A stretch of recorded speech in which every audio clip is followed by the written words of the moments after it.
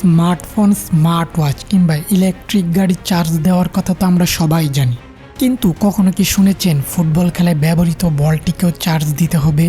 হ্যাঁ, ঠিকই শুনেছেন।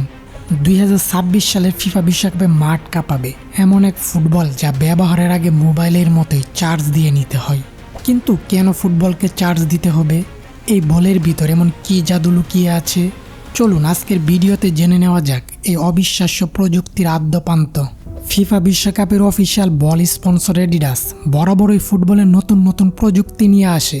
কাতার বিশ্বকাপেও তারা বলের ভিতর সেন্সর ব্যবহার করেছিল, তবে 2026 বিশ্বকাপে এই প্রযুক্তিকে নিয়ে যাওয়া হয়েছে এক সম্পূর্ণ নতুন স্তরে। 2026 বিশ্বকাপের এই হাইটেক বলটির নিখুঁত পারফরমেন্সের জন্য এর ভেতরে থাকা ইলেকট্রনিক ডিভাইসগুলোকে নিয়মিত চার্জ করতে হয়। এখন প্রশ্ন হলো, বলের ভিতরে এমন কী আছে যার জন্য চার্জ লাগে? এই বলের ঠিক কেন্দ্রে বসানো থাকে একটি আল্ট্রা মডার্ন কানেক্টেড বল টেকনোলজি। এর মূল অংশ দুইটি ইনার্শিয়াল মেজারমেন্ট ইউনিট সেন্সর, যা বলের গতি, ঘূর্ণন এবং দিক প্রতি সেকেন্ডে 500 বার ট্র্যাক করতে পারে। আল্ট্রা ওয়াইড ব্যান্ড সেন্সর, যা মাঠের কোন পজিশনে বলটি আছে তার নিখুঁত লাইভ ডেটা পাঠায়। এই বলটিতে ব্যবহার করা হয়েছে ওয়্যারলেস চার্জিং প্রযুক্তি, অর্থাৎ কোনো তার না লাগিয়ে বলটিকে একটি বিশেষ চার্জিং ডকের উপর রেখে চার্জ দেওয়া যায়। সম্পূর্ণ চার্জ হতে এটি খুব বেশি সময় নেয় না, আর একবার ফুল চার্জ দিলে এই বলের ভেতরের ব্যাটারি টানা 6 থেকে 24 ঘন্টা পর্যন্ত ব্যাকআপ দিতে পারে। ম্যাচ চলাকালীন বলের চার্জ শেষ হয়ে যাওয়ার কোনো ভয়ই নেই। এই চার্জিং ফুটবল খেলাকে কতটা বদলে দিবে তা জানলে আপনি অবাক হবেন।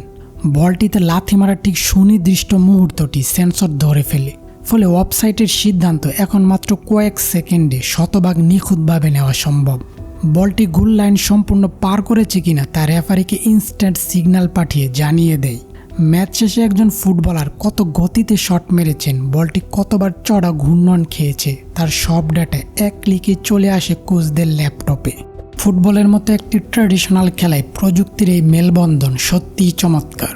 মাঠের ভুল সিদ্ধান্ত কমিয়ে খেলাকে আরও স্বচ্ছ করতে এই চার্জিং ফুটবল দারুণ ভূমিকা রাখবে। প্রযুক্তির এই ব্যবহার আপনার কাছে কেমন লেগেছে? রেফারিদের কাজ কি এতে সহজ হবে, নাকি ফুটবলের চিরচেনা আনন্দ মাটি হয়ে যাবে? আপনার মূল্যবান মতামত কমেন্ট করে আমাদের জানান। ভিডিওটি ভালো লাগলে লাইক দিন এবং ফুটবল প্রেমী বন্ধুদের সাথে শেয়ার করতে ভুলবেন না। দেখা হবে পরবর্তী ভিডিওতে। ধন্যবাদ।